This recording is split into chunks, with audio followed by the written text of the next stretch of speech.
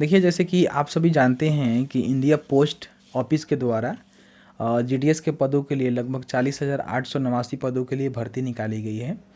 तो इसमें जो बिहार का भर्ती होने वाला है, बिहार सर्कल का, इसमें 1461 पोस्ट यहाँ पे रखे गए हैं।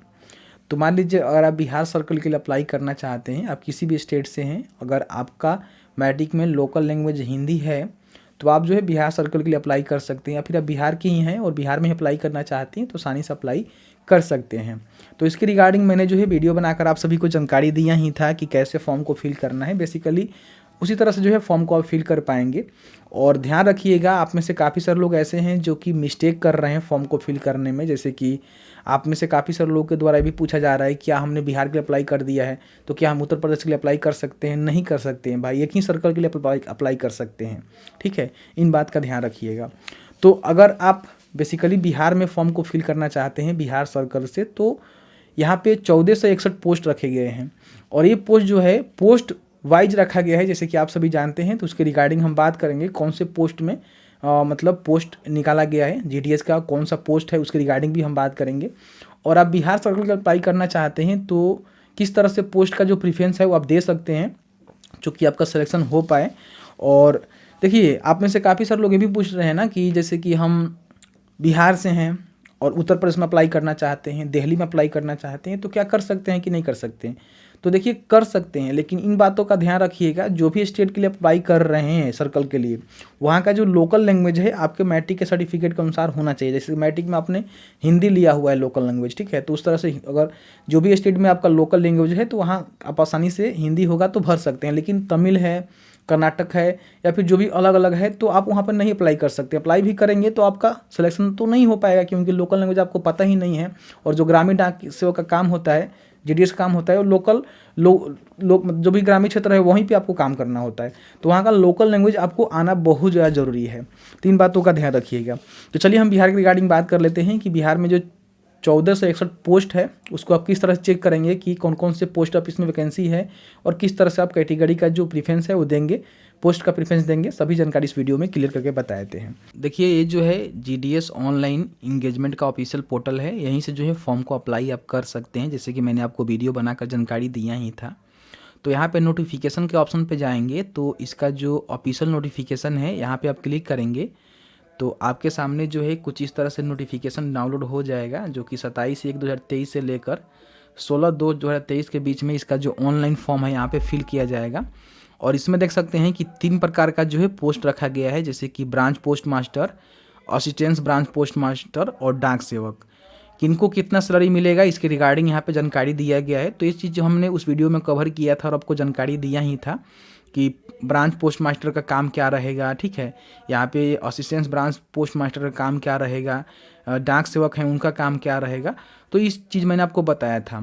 इसमें देखेंगे एज जो है 18 से लेकर 40 के बीच में होना चाहिए और इसमें आपको कैटेगरी में जो है छूट भी मिल जाता है।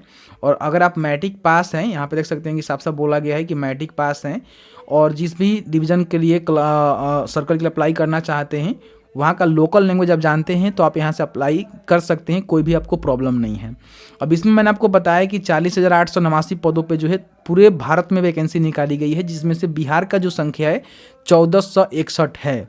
तो इस वीडियो में हम उसी के रिगार्डिंग बात करेंगे। तो यहीं पर आएंगे तो यहाँ पे देखेंगे सर्कल वाइज पोस्ट का जो डिटेल्स है उसको आप क्लिक करके यहाँ से देख सकते हैं। तो देखिए, यहाँ पे बिहार का आप देखेंगे, थोड़ा सा आपको हम जूम करके दिखाना चाहेंगे। देखिए, यहाँ पे बिहार का आप देखेंगे तो बिहार का जो लोकल लैंग्वेज है हिंदी रखा गया है और कौन से कैटेगरी में कितनी वैकेंसी है सारा चीज़ यहाँ पे बताया गया है। और यहाँ पे टोटल देखेंगे कि 1461 यहाँ पे पोस्ट रखे गए हैं। मैं यहाँ पे गलत बोल रहा था, 1461 ही पोस्ट यहाँ पे रखे गए हैं, 1661 नहीं रखे गए हैं, 1461 ही यहाँ पे पोस्ट रखे गए हैं। अब अगर आप बिहार सर्कल के लिए अप्लाई करना चाहते हैं तो बड़ी आसानी से अप्लाई कर सकते हैं और सभी के लिए मैंने वीडियो बनाया ही था। तो यहाँ पे हम बात कर लेते हैं कि देखिए, सबसे पहले यहाँ पे आएंगे ना तो यहाँ पे देखेंगे अलग अलग जो है सर्कल वाइज यहाँ पे वैकेंसी चालू है। जैसे कि हम बिहार की बात कर रहे हैं तो बिहार पे आप क्लिक करेंगे तो बिहार में जो है अलग अलग यहाँ पे देख सकते हैं कि डिवीजन बनाया गया है। जैसे कि औरंगाबाद बिहार, गया, पटना, समस्तीपुर, बेगूसराय, मधुबनी, पटना साहिब, सारण, भागलपुर, मुंगेर, पूर्णिया वगैरह वगैरह यहाँ पे डिवीजन बनाए गए हैं। तो बिहार सर्कल के अंदर जो है काफ़ी सारे डिवीजन हैं। जो भी डिवीजन के लिए आप देखना चाहते हैं कि कौन सा डिवीजन में कौन सा पोस्ट में पोस्ट खाली है तो आप आसानी से यहाँ पे देख सकते हैं। सपोज करिए मुझे रोहतास का देखना है, ठीक है, तो यहाँ पे मैं रोहतास ही सिलेक्ट करूँगा। देखिए यहाँ पे मैंने सेलेक्ट किया, व्यू पोस्ट का ऑप्शन पर क्लिक किया।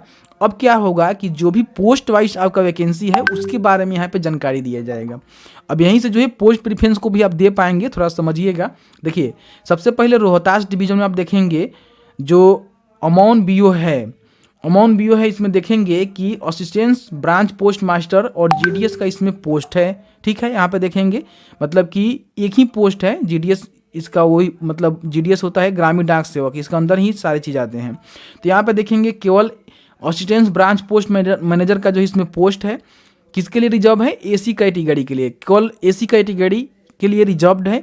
और टोटल जो पोस्ट है एक ही पोस्ट यहाँ पे रखा गया है और सैलरी भी यहाँ पे बताया गया है।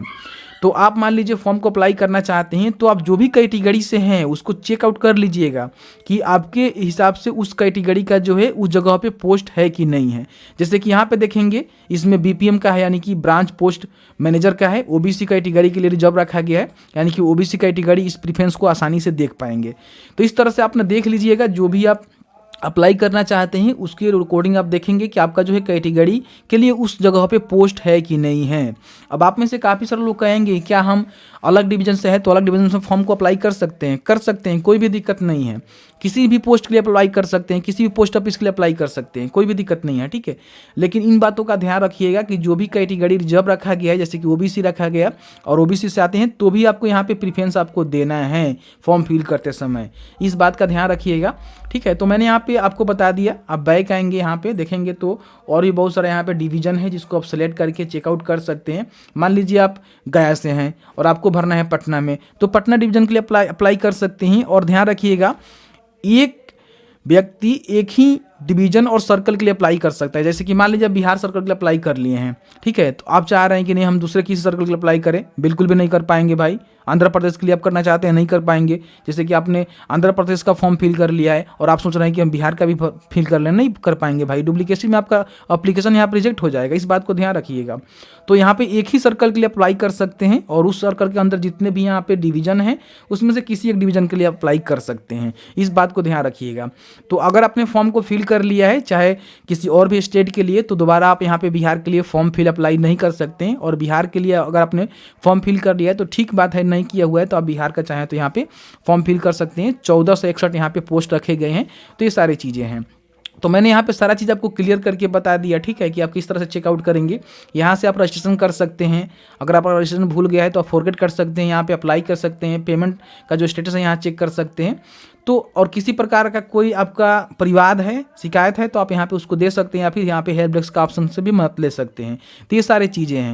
उम्मीद करते हैं कि मैंने ऑलमोस्ट आपको सारा जानकारी बताया होगा कि अगर आप बिहार सर्कल का अप्लाई करना चाहते हैं तो आप किस तरह से चेकआउट करेंगे कि आपका जो कौन सा आपका जो भी कैटेगरी है उसके लिए कौन से पोस्ट ऑफिस में वैकेंसी है, उसके हिसाब से आप यहाँ पे अपना प्रेफरेंस देकर फॉर्म को सबमिट करेंगे।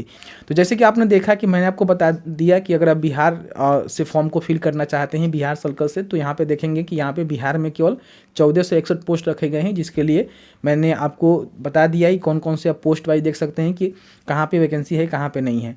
अब यहाँ पे देखिए आप किसी भी पोस्ट के लिए प्रेफरेंस दे सकते हैं। जैसे कि मैंने आपको बताया कि आप किसी और डिवीज़न से हैं, किसी और डिवीज़न में जो है अपना फॉर्म फिल करना चाहते हैं तो आसानी से फिल कर सकते हैं, कोई भी दिक्कत नहीं है, आपका सिलेक्शन होगा। तो बस ये छोटा सा वीडियो था बिहार के लिए। अगर आप बिहार से हैं तो इस तरह से अपना जो प्रेफरेंस दे सकते हैं और साथ ही साथ यहाँ पे देख सकते हैं कि आपके एरिया में आपके पोस्ट में वैकेंसी है तो वहाँ के लिए अप्लाई कर सकते हैं, और नहीं है तो किसी और भी डिवीज़न के लिए अप्लाई कर सकते हैं। वीडियो देखने के लिए बहुत बहुत धन्यवाद।